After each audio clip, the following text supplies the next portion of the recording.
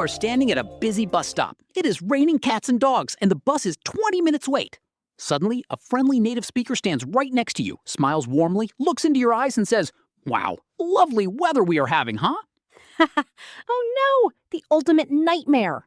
Your heart drops into your shoes, your palms start sweating, and your brain instantly panics, thinking, wait, is it lovely?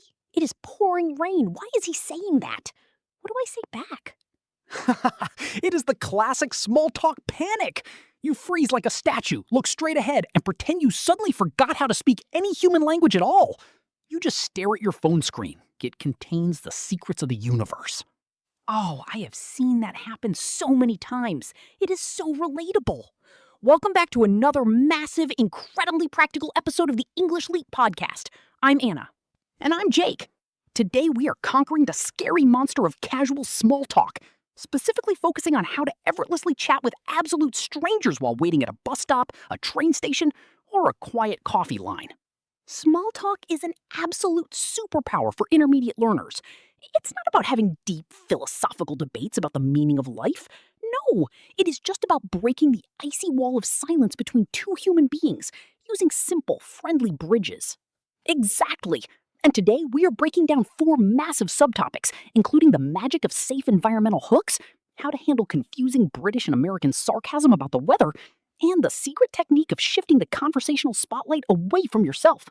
Plus, make sure you stay with us until the very end, because we have an extensive word tour segment and a powerful Say It Better breakdown to instantly polish your casual, everyday phrases. Let's jump straight into our first topic. All right, Anna, let's look at why small talk at a bus stop feels so terrifying for intermediate learners. When you are inside a formal classroom, you have a clear topic, right? You're studying past continuous or talking about hobbies. True, you have a script to follow. But at a bus stop, there is no script. The conversation is completely raw and unpredictable. This causes what I call the brain crash. Your mind behaves like an old, overloaded computer from the year 2000 trying to load a massive software, and suddenly everything just freezes with a blank screen. Oh, the blue screen of death. And why does it crash? Because learners think they need to say something incredibly smart, deep, or grammatically perfect. They think, if I speak, I must say a legendary sentence. Yes! They want to sound like Shakespeare at a local bus stop. But here is subtopic number 1, the magic of the shared environment. What does that mean, Jake? It means you don't need to invent a topic out of thin air. You and the stranger are already sharing a physical experience.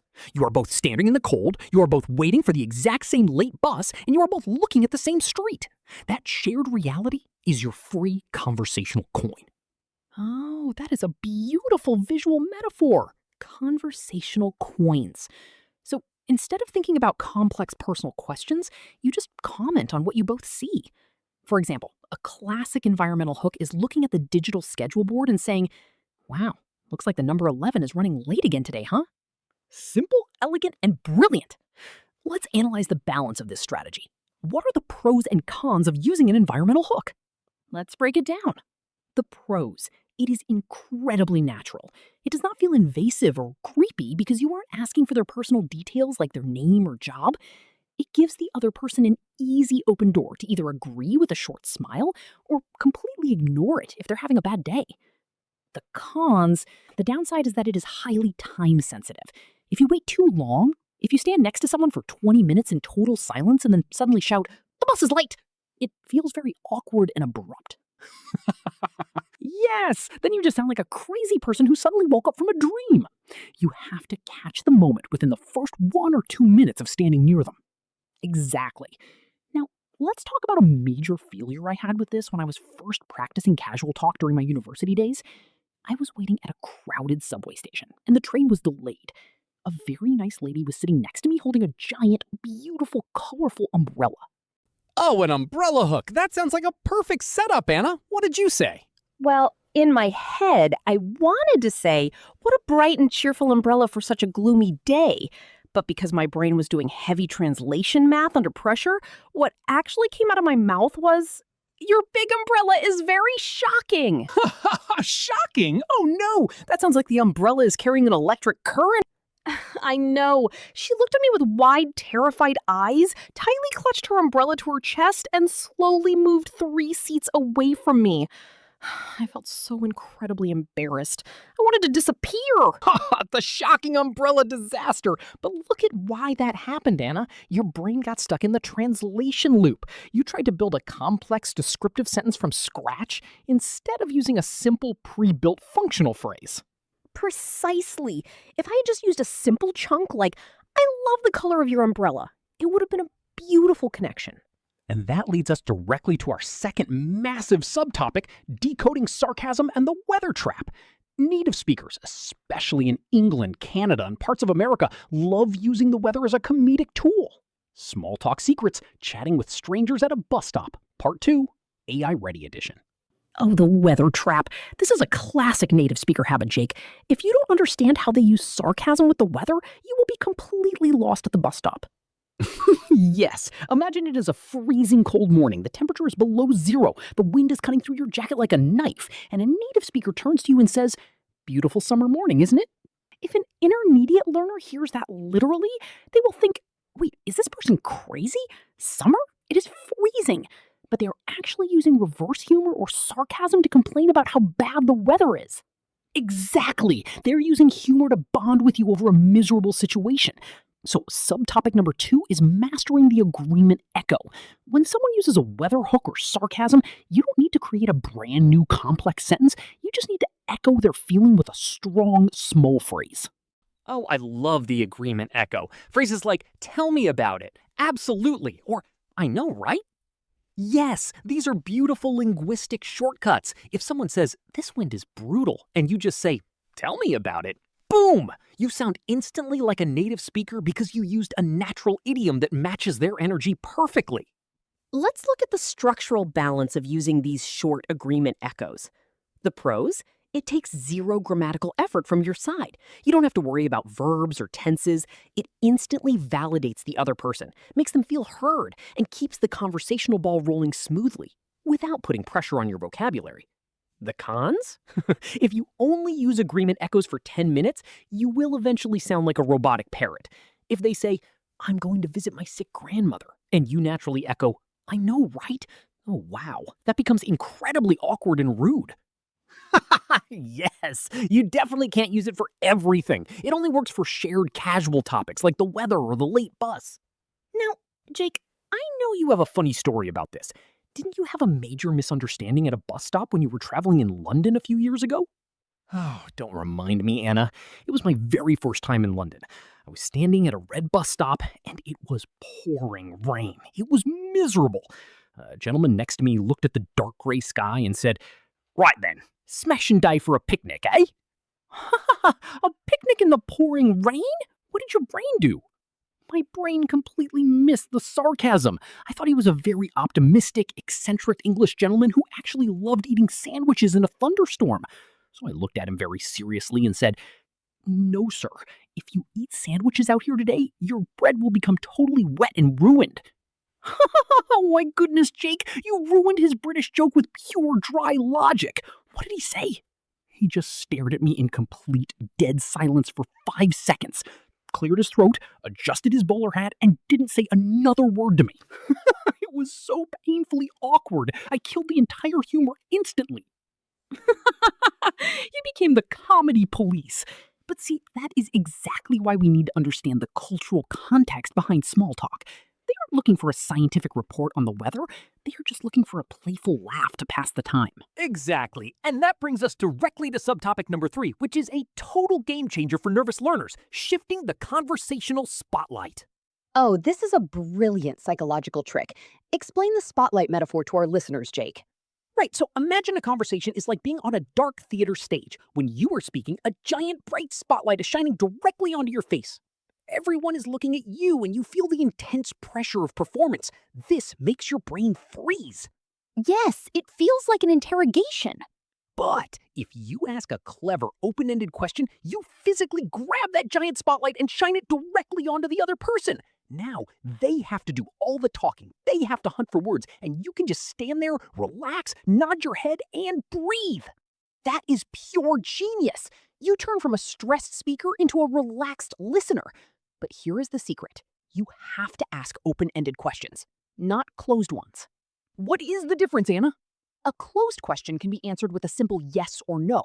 For example, if you ask, "Do you use this bus every day?" They will just say, "Yes." And then the spotlight swings right back to your face in total silence.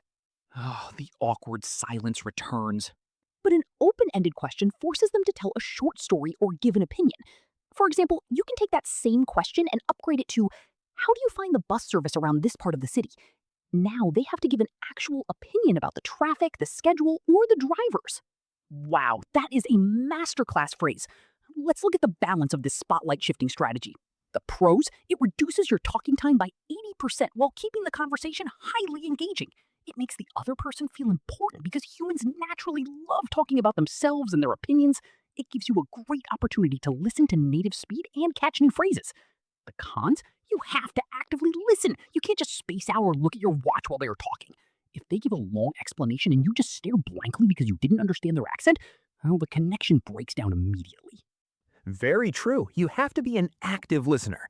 But don't worry, because in our next part, we will look at how our bus stop characters handle the arrival of the bus and how to end the conversation smoothly without sounding abrupt. Word number 3 is the adjective invasive. We mentioned that asking about a stranger's job right away can feel a bit invasive. Invasive means tending to intrude on a person's privacy or personal space in an unwelcome or uncomfortable way. Example sentence 1. The security guard asked some highly invasive questions about my personal wallet. Example sentence 2. Pop-up advertisements on internet websites are becoming incredibly invasive these days. Word number 4 is the adjective miserable. Jake used this word to describe the dark, cold, pouring, rainy weather in London. Miserable means causing great discomfort, unhappiness, or being in a very wretched and unpleasant state. Example sentence 1. I had a completely miserable cold last week and stayed in bed for 3 days. Example sentence 2. The old train station looked dark, cold, and thoroughly miserable in the winter. Word number 5 is the adjective eccentric. I used this word when I thought the London gentleman was strange for wanting a picnic in a thunderstorm. Eccentric means unconventional, slightly strange, uncommon, or unique in behavior. Example sentence 1. The billionaire was known for his eccentric habit of wearing pajamas to business meetings. Example sentence 2. Our old science professor had some highly eccentric ideas about teaching. Word number 4 is the adjective brutal. We use this when a stranger complains that the freezing wind is brutal. Brutal means harsh, extremely severe, punishing, or difficult to handle. Example sentence 1. The summer heat in the city center was absolutely brutal yesterday afternoon. Example sentence 2. The basketball coach gave the team a brutal workout session before the big final game. And finally, word number 7 is the adjective abrupt. Anna noted that shouting a comment out of nowhere after 20 minutes of silence feels very abrupt. Abrupt means sudden, unexpected, brief, or blunt to the point of rudeness. Example sentence 1. The telephone conversation came to an abrupt end when the battery completely died. Example sentence 2. He made a very abrupt turn to the left without using his car indicator light code. Okay, so you have successfully used an environmental hook, you survived the weather sarcasm, and you shifted the spotlight like a pro. Now the big yellow bus finally rolls up to the curb. How do you end the chat smoothly without just running away? This is subtopic number 4, the elegant exit. Many intermediate learners get so relieved when the bus arrives that they literally just sprint onto the bus without saying a single word. That makes it look like you were desperately trying to escape from the stranger. Yes, it looks like you were being held hostage by the conversation. To avoid looking rude, you just need a short, friendly closing phrase right as you step forward. A classic warm exit phrase is, "Well, looks like our ride is finally here. Have a wonderful day." Or, "Stay warm out there. Catch you later." That is so smooth, Anna. It puts a beautiful bow on the whole interaction. It leaves a lasting positive impression, and who knows, that stranger might be your future colleague or neighbor. Small talk is the ultimate gateway to big opportunities. Word tour. It really is.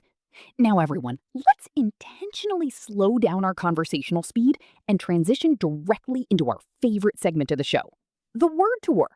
Let's explicitly review 7 fantastic keywords we used naturally today.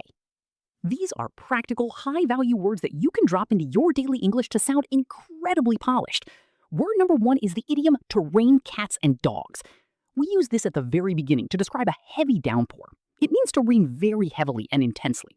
Example sentence 1. We couldn't play the football match because it was raining cats and dogs outside. Example sentence 2. Don't forget your big umbrella. It is raining cats and dogs right now. Word number 2 is the noun spotlight. We use this as a visual metaphor for shifting the focus of attention during a conversation. A spotlight is a powerful light focused on a small area, but metaphorically, it means the center of public attention or notice. Example sentence 1. The young actor absolutely loved being in the spotlight during the movie premiere. Example sentence 2. She quickly shifted the spotlight to her team members to praise their hard work. It flows so beautifully off the tongue. Well, everyone, that brings us to the very end of today's Small Talk Survival Guide.